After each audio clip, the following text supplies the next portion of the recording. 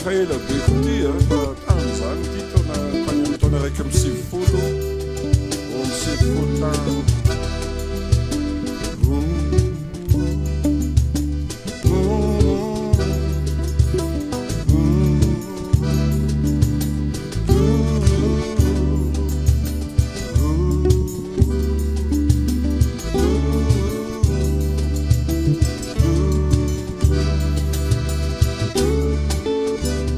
Naleoko ihany tsy nisy anao tozay anandratsy ao fanatsika ne ao maly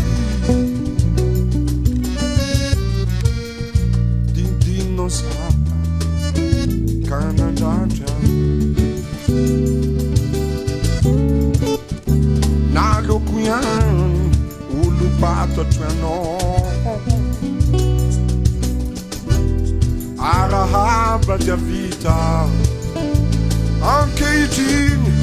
lasa ampisainao a irony zava-vitatsika hatramizany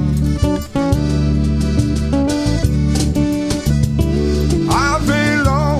an'izao faona matanao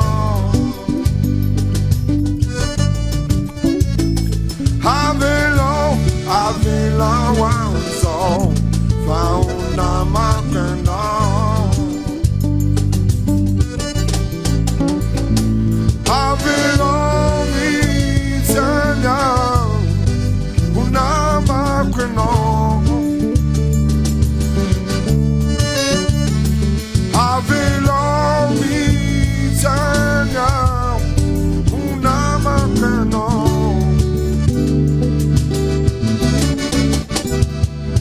aza sinao resadresakintsony zay vita de vita fa fitiavana madio no ato fa io nonao anay hatramizany milalalo si lalako intso samia mandeha ren tontarire na valu si quello l'intso si quello